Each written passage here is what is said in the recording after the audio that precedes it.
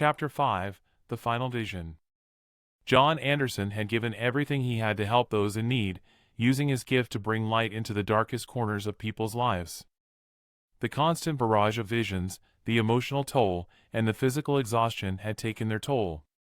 He knew he was reaching the end of his journey, but he remained determined to fulfill his divine purpose.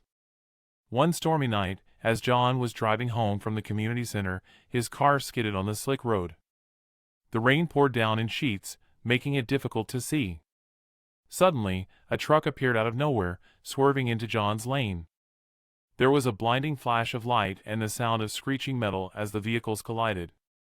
The impact was devastating.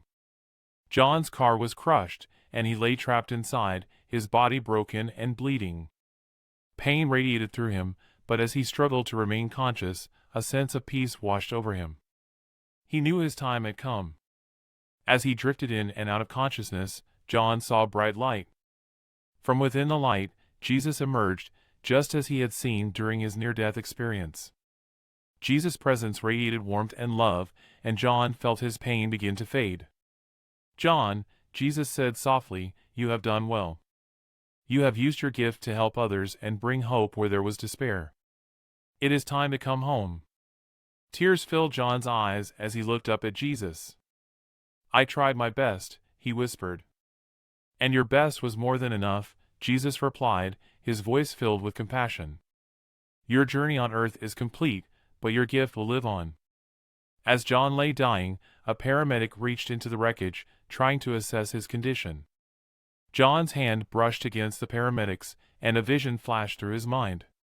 He saw the paramedic, a young woman named Rachel, using the gift to save lives, just as he had done. He knew the gift was being passed on.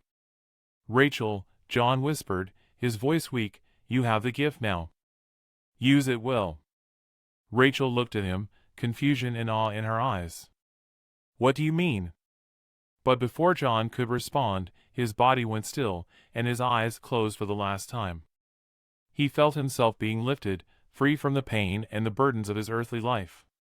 As he ascended, he heard Jesus' voice one last time. "Well done, my good and faithful servant. Welcome home." Rachel stood there, holding John's hand, feeling an inexplicable warmth and a sense of something extraordinary. She didn't fully understand what had happened, but she knew her life was about to change forever.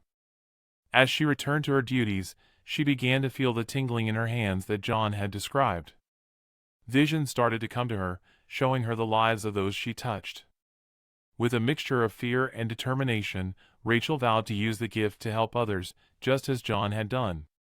John's legacy lived on through Rachel, and the gift continued to bring hope and light into the world even after his passing.